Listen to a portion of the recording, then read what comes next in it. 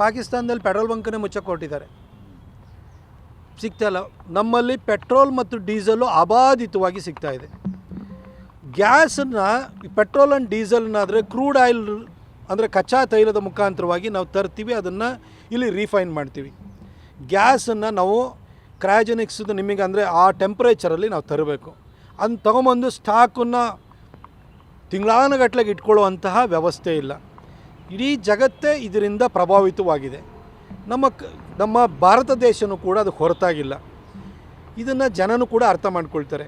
2011ರಿಂದ 13ವರೆಗೂ ಯಾವ ಪರಿಸ್ಥಿತಿ ಇತ್ತು? ವೀರಪ್ಪ ಮೊಯ್ಲಿಯವರು ಪೆಟ್ರೋಲಿಯಂ ಖಾತೆ ಸಚಿವರಾಗಿರ್ಬೇಕಾದ್ರೆ ರಾತ್ರಿ 8 ಗಂಟೆ ಪೆಟ್ರೋಲ್ ಬಂಕನ್ನು ಮುಚ್ಚಿಸರು. ಆಯಿಲ್ ಬಾಂಡ್ಗಳನ್ನ ಯಾಕೆ ಇಶ್ಯೂ ಮಾಡಿದರು ಅಂತೂ ನಮಗೆ ಗೊತ್ತಿದೆ. ಇವತ್ತು ದೇಶದ ಜನತೆಗೆ ಅರ್ಥವಾಗಿದೆ, ಇದು ಜಾಗತಿಕ ಸಮಸ್ಯೆ, ಇದು ಭಾರತಕ್ಕೆ ಮಾತ್ರ ಸೀಮಿತವಾಗಿರುವಂಥದ್ದಲ್ಲ. ಕುಕ್ಕಿಂಗ್ ಗ್ಯಾಸ್ಗೆ ಕೊಡ್ತಾ ಇದ್ದಾರೆ, ಮನೆ ಮನೆಗೆ ಅಡುಗೆ ಅನಿಲ ಸಿಗ್ತಾ ಇದೆ. ಕಮರ್ಷಿಯಲ್ ಗ್ಯಾಸು ಸ್ವಲ್ಪ ಸಮಸ್ಯೆ ಆಗಿತ್ತು. ಈಗ ಹಾರ್ಮುಜ್ ಸ್ಟ್ರೇಟ್ ಅಥವಾ ಹಾರ್ಮುಜ್ ಕೊಲ್ಲಿಯ ಮುಖಾಂತರವಾಗಿ ನಮ್ಮ ಕಾರ್ಗೋ ನಮ್ಮ ಕಂಟೈನರ್ಸ್ಗಳ ಮುಖಾಂತರವಾಗಿ ಬರ್ತಾ ಇದೆ, ಕೆಲವೊಂದು ಬಂದು ತಲುಪಿದೆ.